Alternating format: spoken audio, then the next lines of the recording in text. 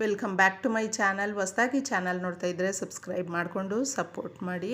ಇದೇ 14ನೇ ತಾರೀಕು ಈ ತಿಂಗಳಲ್ಲಿ ನಮಗೆ ಅತಿ ದೊಡ್ಡ ಚಂದ್ರಗ್ರಹಣದ ಜೊತೆ ಹೋಳಿ ಹುಣ್ಣಿಮೆ ಬಂದಿದೆ. ಹೋಳಿ ಹುಣ್ಣಿಮೆ ಲಕ್ಷ್ಮೀದೇವಿ ಸತಾ ಆ ತಾಯಿ ನಮ್ಮ ಕಷ್ಟಗಳನ್ನು ಅರಿತು ಆ ತಾಯಿ ನಮಗೋಸ್ಕರ ಅಂತಲೇ ಪರಿಹಾರಗಳನ್ನು ಕೊಟ್ಟಿರುವಂಥದ್ದು. ಈ ಪರಿಹಾರಗಳನ್ನು ನಾವು ಮಾಡಿಕೊಳ್ಬೇಕು ಅಷ್ಟೇ ಸ್ನೇಹಿತರೆ. ಯಾಕಂದರೆ ಆ ತಾಯಿ ಭೂಲೋಕಕ್ಕೆ ಬಂದಿರುವಂಥ ನಮ್ಮ ಕಷ್ಟಗಳನ್ನು ನಿವಾರಣೆ ಮಾಡುವಂಥ ದಿನ ಅಂತಲೇ ಹೇಳ್ಬಹುದು.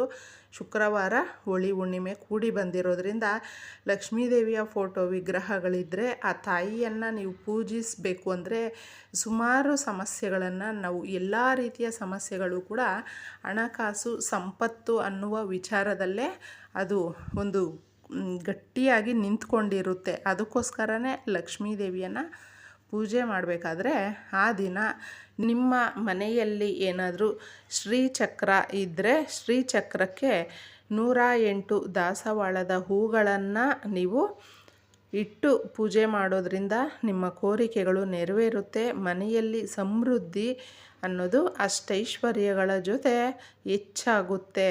ಶ್ರೀಚಕ್ರ ಇಲ್ಲ, ನಾವು ದಾಸವಾಳದ ಹೂಗಳು ನಮಗೆ ಸಿಕ್ಕಿದೆ ಅಂತಂದರೂ ಕೂಡ ಆ ತಾಯಿಯ ಫೋಟೋ ವಿಗ್ರಹ ಇದ್ದರೂ ಕೂಡ ನೀವು ಇಟ್ಟು ಅಲಂಕಾರ ಮಾಡಿ ಪೂಜೆಯನ್ನು ಮಾಡಬಹುದು.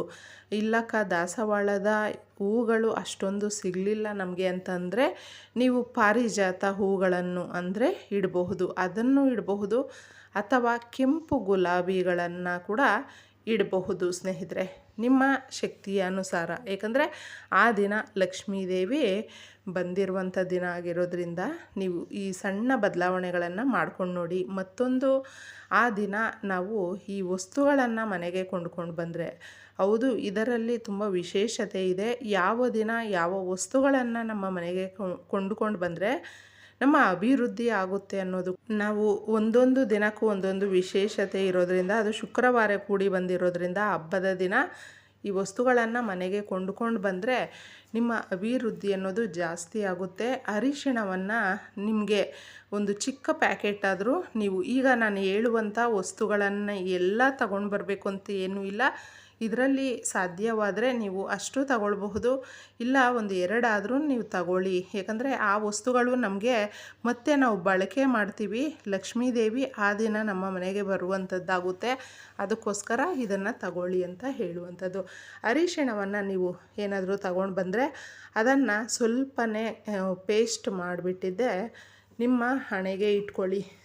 ಆ ದಿನ ಕೇಳ್ಕೊಳ್ತಾ ಏನಾದರೂ ನಿಮಗಿರುವ ಸಮಸ್ಯೆಗಳು ಬಾಧೆಗಳು ಏನಿರುತ್ತೋ ಅದನ್ನು ಹೇಳ್ಕೊಳ್ತಾ ಮನಸ್ಸಲ್ಲೇ ಇದನ್ನು ಕೇಳಿಕೊಂಡು ಬೊಟ್ಟನ್ನು ಇಟ್ಕೊಳ್ಳಿ, ತುಂಬ ಚೆನ್ನಾಗಿರುತ್ತೆ.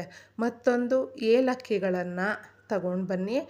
ಆ ದಿನ ನೀವೇನಾದರೂ ಸ್ವಲ್ಪ ಜಾಸ್ತಿನೇ ತಗೊಂಡೇನಾದರೂ ಬಂದರೆ ನಾವು ಈ ಪರಿಹಾರವನ್ನು ಮಾಡ್ಕೊಳ್ತೀವಿ ಅನ್ನೋದಾದರೆ 21 ಏಲಕ್ಕಿಯನ್ನು ನೀವು ಸ್ವಲ್ಪ ಶುದ್ಧವಾದ ನೀರಲ್ಲಿ ಒಂದು ಚಿಟಿಕೆ ತಂದಿರ್ತೀರಲ್ವ ಅರಿಶಿಣ, ಅದನ್ನು ಹಾಕಿಬಿಟ್ಟಿದ್ದೆ ಮಿಕ್ಸ್ ಮಾಡಿಬಿಟ್ಟು ಒಂದು 30 ಸೆಕೆಂಡಷ್ಟು ಮಾತ್ರ ಏಲಕ್ಕಿಗಳನ್ನು ಅದರಲ್ಲಿ ನೀರಲ್ಲಿ ಅರಿಶಿಣದ ನೀರಲ್ಲಿ ಹಾಕಿಬಿಟ್ಟು ಮಿಕ್ಸ್ ಮಾಡಿಬಿಟ್ಟಿದೆ ತೆಗೆದುಬಿಡಬೇಕು.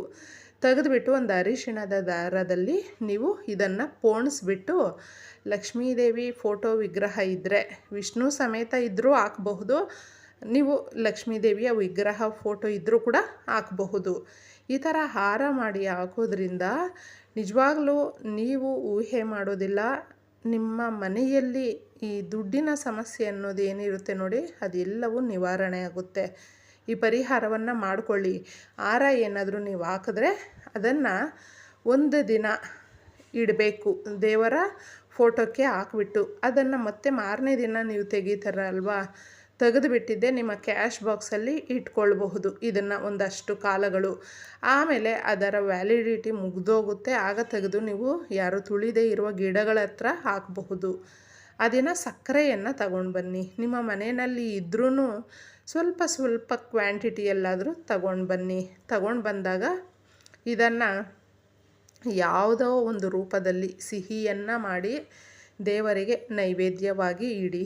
ಇಲ್ಲವಾದರೆ ಇದಕ್ಕೆ ಸ್ವಲ್ಪ ಅವಲಕ್ಕಿ ಸೇರಿಸ್ಬಿಟ್ಟು ಇದನ್ನು ಸಕ್ಕರೆಯನ್ನು ಒಂದು ಬೌಲಲ್ಲಿಟ್ಟು ದೇವರ ಮುಂದೆ ಇಡಬಹುದು. ಇದು ಎಲ್ಲವೂ ಕೂಡ ನಮಗೆ ಶುಭ ಸಂಕೇತಗಳು. ನಮ್ಮ ಮನೆಗೆ ಲಕ್ಷ್ಮೀದೇವಿ ಬರುವಂಥದ್ದು.